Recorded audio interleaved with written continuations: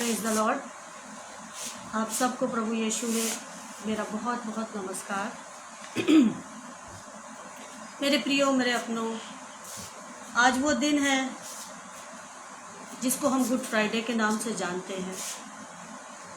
और ये गुड इसलिए है क्योंकि प्रभु यीशु मसीह ने हमारे लिए, हमारे पापों के लिए अपनी जान दी ताकि हमारा उद्धार हो सके। मेरे प्रियो, आज के दिन हम सब उन 7 कलमों को पढ़ते हैं, उन 7 वाणियों को पढ़ते हैं, सुनते हैं जो प्रभु ने कलवरी के ऊपर से बोली थी। पिता परमेश्वर ने अपने पुत्र को हमारे पापों के लिए इस संसार को दे दिया ताकि हम नाश ना हो। कितना प्रेमी पिता है हमारा, जो हमें नाश नहीं होने देना चाहता है और अपने पुत्र को उसने कैलवरी पर मरने के लिए छोड़ दिया। आइए हम प्रार्थना में चलें। अपने कलमे को सुनने से पहले प्रभु के चरणों पे बैठते हैं। आइए। महान महान जीवित परमेश्वर पिता परमेश्वर, तेरा धन्यवाद हो, धन्यवाद हो महान प्रभु पिता परमेश्वर। तेरी महिमा हो, हर एक उस मुंह से तेरा अंगीकार हो पिता परमेश्वर, और हर एक घुटना तेरे सामने झुके मेरे प्रभु, क्योंकि हमें पता है पिता परमेश्वर, क्योंकि तू ही प्रभु है। सामर्थी सामर्थी सामर्थी अति अनुग्रहकारी पिता परमेश्वर, महान प्रभु, तू आसमान छोड़ करके ज़मीन पर आ गया, लेकिन तूने अपने बच्चों को नहीं छोड़ा। प्यारे प्रभु, तू नहीं देख सकता कि हम पाप में जीवन जिए पिता परमेश्वर, और तूने पिता परमेश्वर अपने पुत्र को इस ज़मीन पर भेजा कि पिता परमेश्वर हम अपने गुनाहों से बरी हो सके। तूने उसको कलवरी पर चढ़ा दिया प्यारे प्रभु, वो श्रापित गिना गया पिता परमेश्वर, ताकि हम बचाए जाएं प्यारे प्रभु। प्यारे प्रभु, आज तेरा गुड फ्राइडे यानी एक पुण्य शुक्रवार का दिन है पिता परमेश्वर। ऐसा पिता परमेश्वर कि प्यारे प्रभु हम अपने उन पापी में दिलों को तेरे सामने रखें प्यारे प्रभु, और तू अपने उस लहू से हमारे इस शरीर के एक एक पाप को धो दे पिता परमेश्वर। जिस प्रकार से प्यारे प्रभु पुरानी व्यवस्था में छिड़काव होता था लहू के द्वारा, प्यारे प्रभु उस लहू को हम सब के जीवनों पे छिड़क दिया है तूने, ताकि पिता परमेश्वर वो अंत का समय जब तू आएगा तो हम सब तेरे संग उस बादल पर होंगे जिस पर तू उठाया गया था पिता परमेश्वर। प्यारे प्रभु, आज पिता परमेश्वर आगरा मसीह मंडली के वसीले से पिता परमेश्वर हमको ये मौका मिला है कि आज हम तेरे इस 5वें कलमे को, 5वें वचन को आपके साथ शेयर कर सके। धन्यवाद हो इस मिनिस्ट्री का, धन्यवाद हो पिता परमेश्वर अनुपम भाई और शबनम डेविड जी का, जिन्होंने मुझे फिर मौका दिया कि मैं तेरे वचन से प्यारे प्रभु वो बातें जो तू चाहता है इनके साथ शेयर करूं। तेरे मीठे और जलाली नाम में मांगती हूँ प्यारे प्रभु, इन होठों को पिता परमेश्वर अपने हाथों से छू, ताकि तू जो चाहता है वही वचन इस मुंह से निकले। तेरे जलाली नाम में मांगती हूँ, आमीन। आप सबको जैसे पता है कि गुड फ्राइडे में 7 कलमे बोले जाते हैं।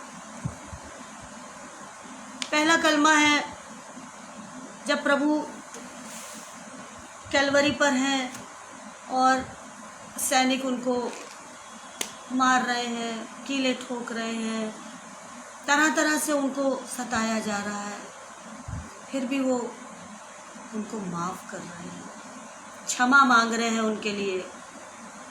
शुरू के 3 कलमे पिता परमेश्वर उन्होंने लोगों के लिए बोले।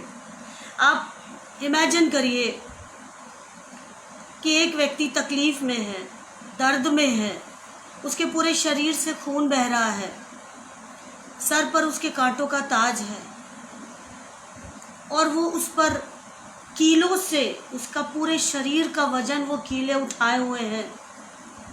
अधमरा सा व्यक्ति उस क्रूस पर लटका हुआ है, फिर भी वो उन लोगों के लिए क्षमा मांग रहा है,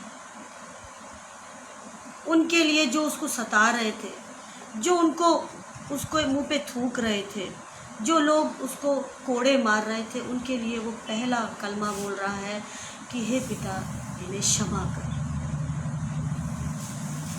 ऐसा आज के ज़माने में होना अनहोना है।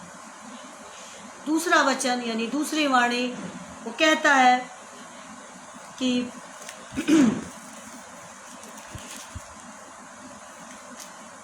आप सोचिए, पहले में वो उनको क्षमा कर रहा है जो उसको सता रहे थे, क्रूस पे चढ़ा रहे थे।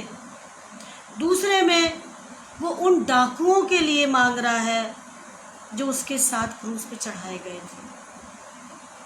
डाकू, चोर, बदमाश, जिन्होंने जीवन भर चोरियां करी होंगी, लोगों को मारा होगा, उनका सामान छीना होगा, उनके लिए प्रभु मांग रहा है एक डाकू के लिए कि आज ही तू मेरे साथ स्वर्ग में हो।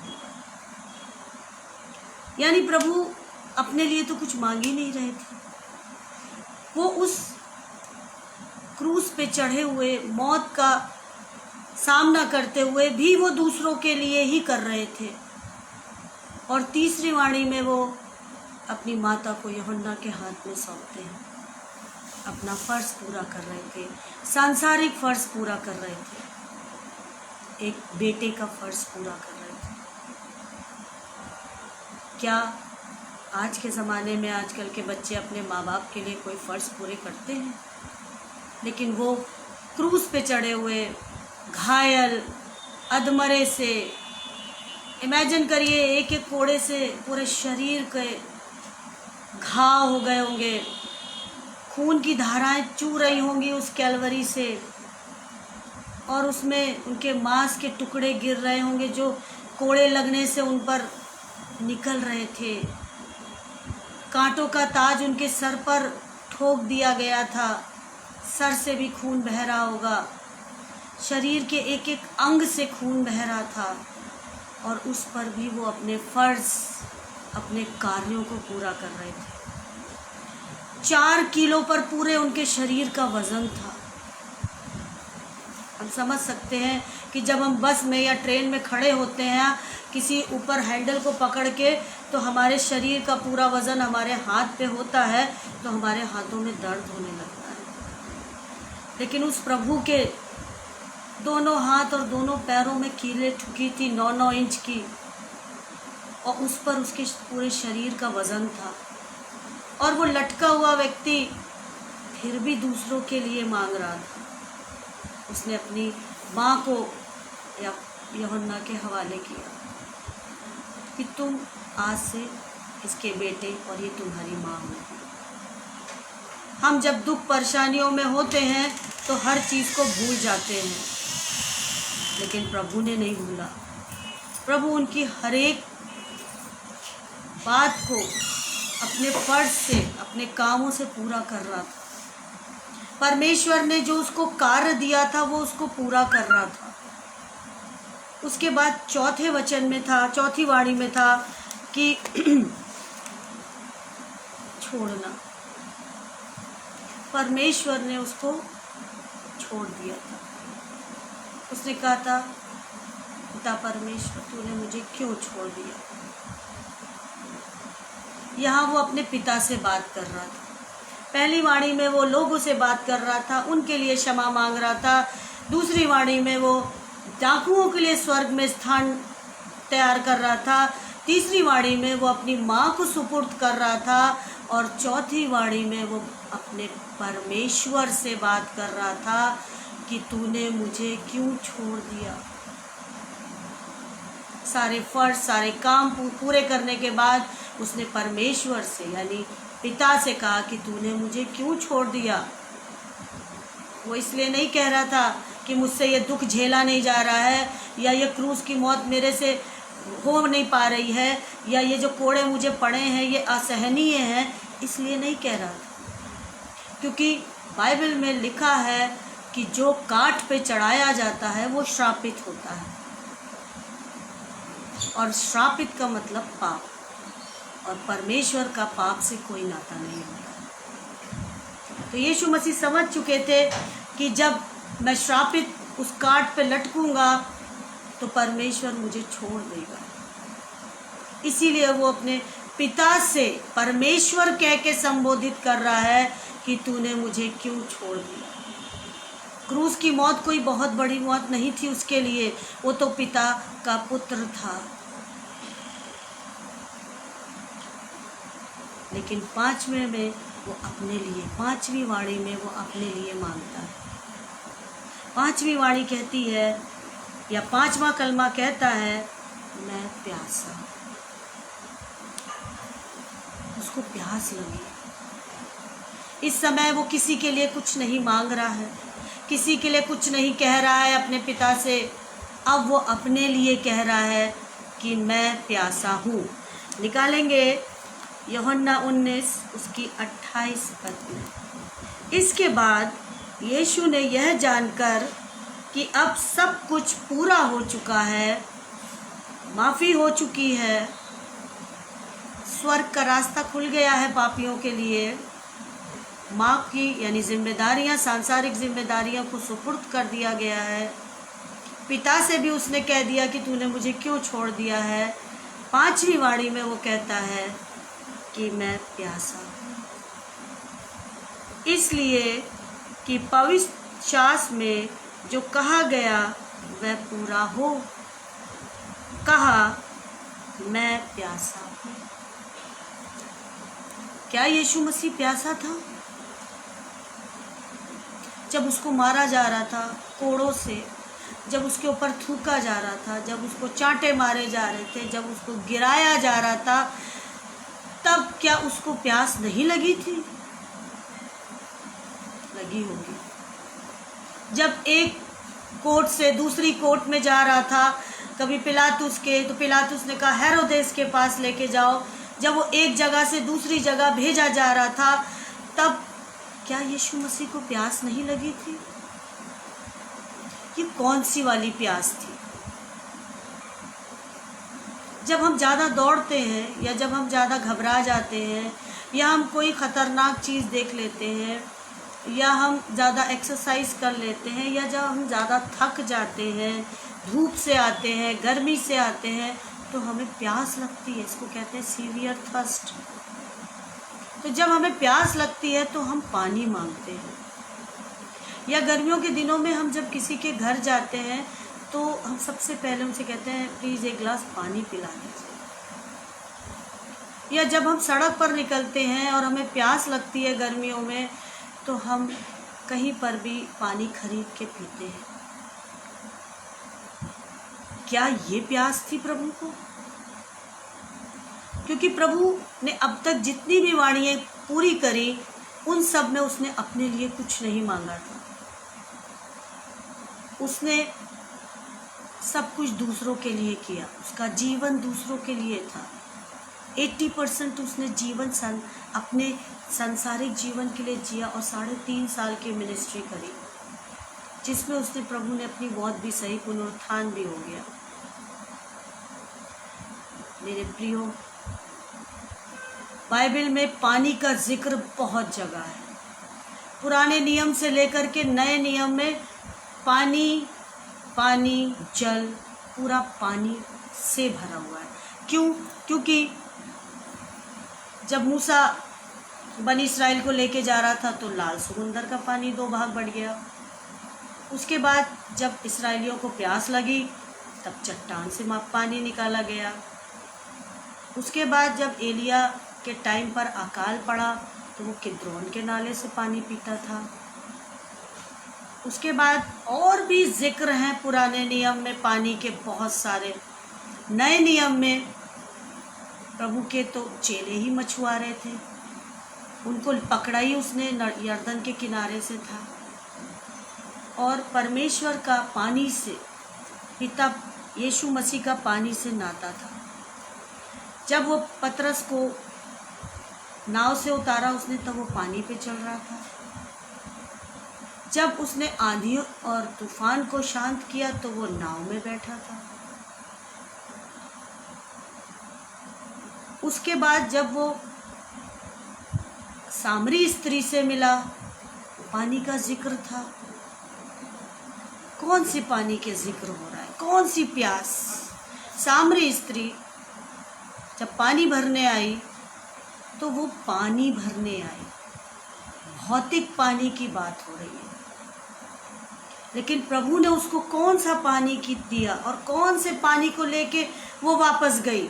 वो अपना मटका वहीं छोड़ दिया उसने, और छोड़ करके वो भागी। वो भौतिक पानी की प्यास नहीं थी, वो आत्मिक जीवन के जल के स्रोते की बात थी। पिता परमेश्वर यीशु मसीह हमें जीवन का जल देना चाहता है। जब उसने सामरी स्त्री को जीवन के जल की बात बताई तो वो प्यासा कैसे हो सकता है? वो तो खुद जीवन का जल है, वो तो स्रोता है। उसने कहा उस सामरी स्त्री से कि जो पानी मैं तुझे दूंगा उससे तू फिर कभी प्यासी ना होगी।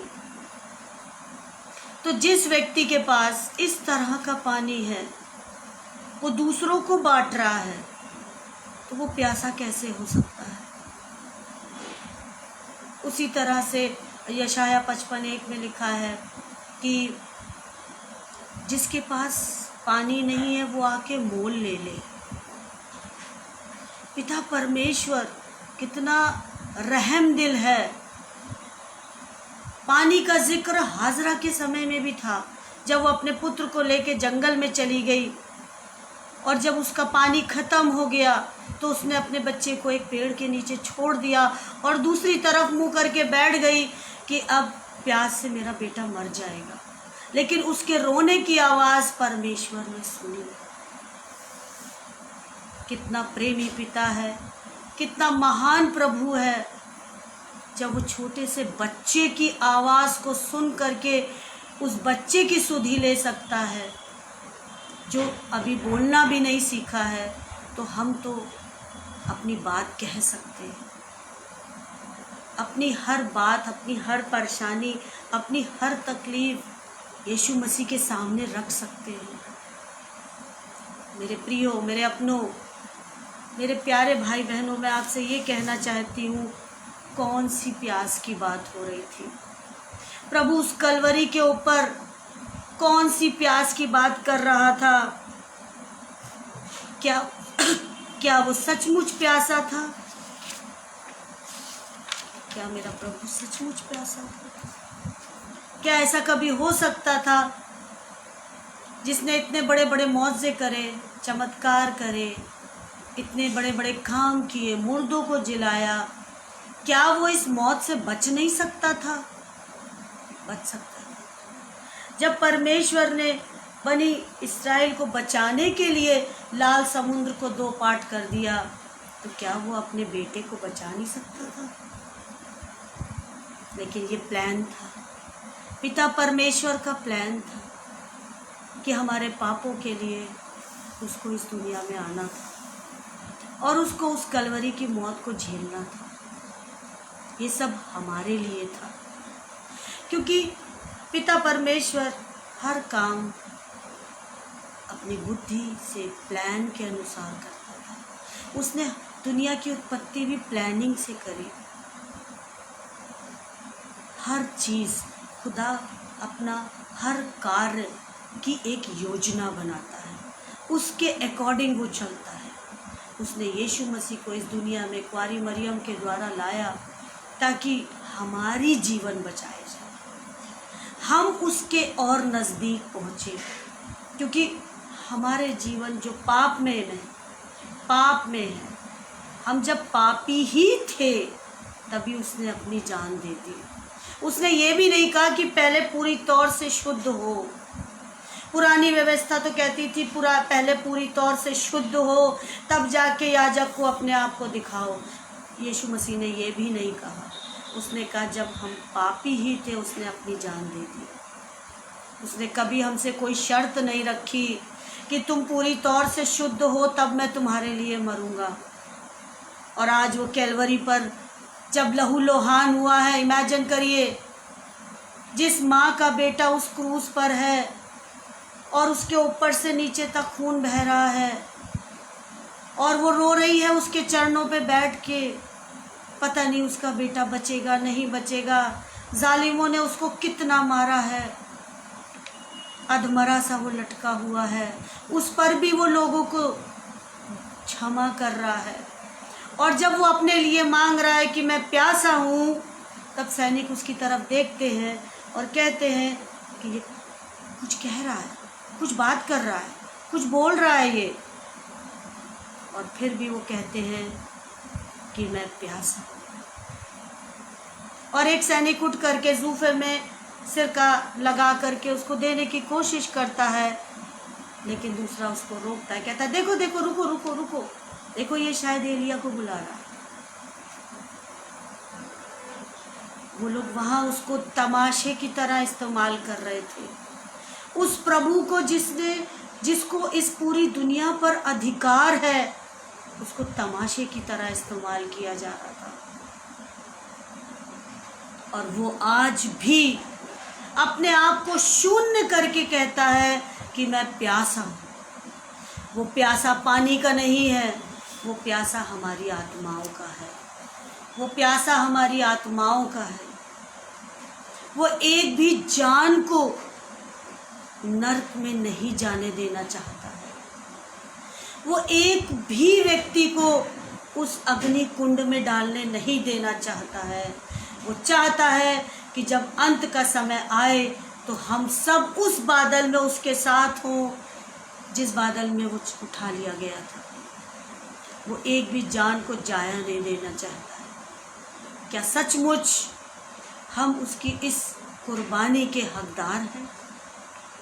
क्या सचमुच हम उसकी कुर्बानी को समझ रहे हैं, या आज हम सिर्फ एक एज ए त्यौहार गुड फ्राइडे मना रहे हैं?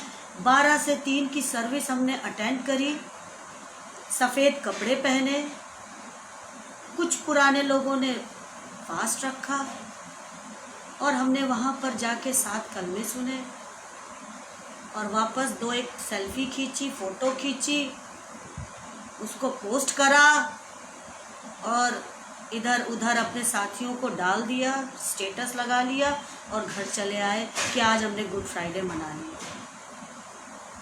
क्या ये गुड फ्राइडे है उनके लिए? यीशु मसीह आज भी हमारी आत्माओं के लिए प्यासा है। आज भी, आज से 2000 साल पहले वो कैलवरी की मौत झेल चुका है। कैलवरी की मौत को उसने अपने ऊपर उठा लिया, लेकिन प्यासा वो आज भी है। उसकी प्यास को हम आज भी समाप्त नहीं कर पा रहे हैं, क्योंकि हम अपने जीवनों का जल उसको नहीं दे रहे हैं। वो हमारे जीवन के जल को चाहता है। वो सोता है, वो कहता है आओ मुझसे पियो, मैं जीवन के जल का स्रोता हूँ, मैं पानी का प्यासा नहीं हूँ, मैं तुम्हारी आत्माओं को अपने साथ स्वर्गीय स्थान में ले जाना चाहता हूँ। मैं इस चीज़ का प्यासा हूँ। मुझे पानी की प्यास नहीं है, मुझे तुम लोग की आत्माओं की प्यास है। मैं तुम लोगों को उस नरक के कुंड में जाने नहीं दूंगा जिससे शैतान से बचाना है उसे। जब प्रभु की परीक्षा कर रहा था वो दुष्ट, तब भी प्रभु ने उसको भगा दिया कि हे शैतान तू दूर हो जा, और वो वहाँ से भाग गया। वो यीशु मसीह तक को सुसाइड करने के लिए बोल रहा था कि तू अपने आप को ऊपर से नीचे गिरा दे। वो यीशु मसीह को भड़का रहा था। इस तरह से वो हमें भड़काता है, हमारी आत्माओं से खेलता है, जबकि हम जानते हैं कि हमारे जीवन का एक ही स्रोता है और वो है यीशु मसीह। फिर भी हम उसकी झूठी बातों में फंस जाते हैं, और जब हम उसकी बातों में फंस जाते हैं तो हम गलत काम करते हैं। लेकिन प्रभु फिर कहता है मैं जीवन का स्रोता हूँ, आओ मुझसे मोल लो और सेत मेत में ले जाओ। वो सामरी स्त्री समझ चुकी थी, मटका छोड़ के भागी, अकेले उसी को नजात नहीं मिली, उसने पूरे नगर के लोगों को बचाया। एक पापिन स्त्री नगर के लोगों को बचाने वाली निकली। हम कहाँ हैं? हम उस लाइन में नहीं हैं, उस पापिन स्त्री की लाइन में भी नहीं खड़े हैं, उससे भी बहुत पीछे हैं। पिता परमेश्वर, मेरी आपसे यही विनती है, हर एक व्यक्ति को इस तरह से बनाइए कि वो आपके इस जीवन के जल को समझे और पिए और अपने जीवनों को आपके साथ जीने की पूरी तौर से पिता परमेश्वर कोशिश करें। मेरी आप सबसे यही प्रार्थना है और मैं यही कहना चाहूँगी, वो प्रेमी पिता, वो महान यीशु नासरी जिसने हमारे लिए अपनी जान क्रूस पे दे दी, वो आज भी प्यासा है। मेरी वाणी, मेरा कलमा यही ख़त्म होता है और उसके प्यास को हम सब ही बुझा सकते हैं। अपनी आत्माओं को उसके हवाले कर दीजिए, अपने जीवन को उसे समर्पित कर दीजिए, अपने जीवन को उसके अधीन कर दीजिए। देखिए, वो अपने जीवन से आपको जल के स्रोतों के पास ले जाएगा और आपका जीवन बदल जाएगा। ये गुड फ्राइडे सचमुच में गुड हो जाएगा। आइए हम सब मिलके प्रभु यीशु के नाम से प्रार्थना करें कि ये जीवन हमारे लिए सचमुच गुड हो जाए। परम प्रतापी पिता परमेश्वर, महान यीशु नासरी, आज के दिन प्यारे प्रभु तूने हमारे लिए अपनी जान दी ताकि हम जीवन पाए। प्यारे प्रभु, कोई भी किसी के लिए आज के ज़माने में अपनी जान नहीं दे सकता, लेकिन तूने कुछ नहीं सोचा, तूने अपने पिता की सारी बातों को पूरा किया पिता परमेश्वर, क्योंकि तू महान और सामर्थी है। तूने आज्ञाकारी बेटा होकर के उसकी सारी बातों को माना। हमें अपने बच्चों को इसी तरह से आज्ञाकारी बनाना चाहिए। प्यारे प्रभु, तू जीवन का स्रोता है, तू जल का स्रोता है जिससे हम पी के तृप्त हो जाते हैं।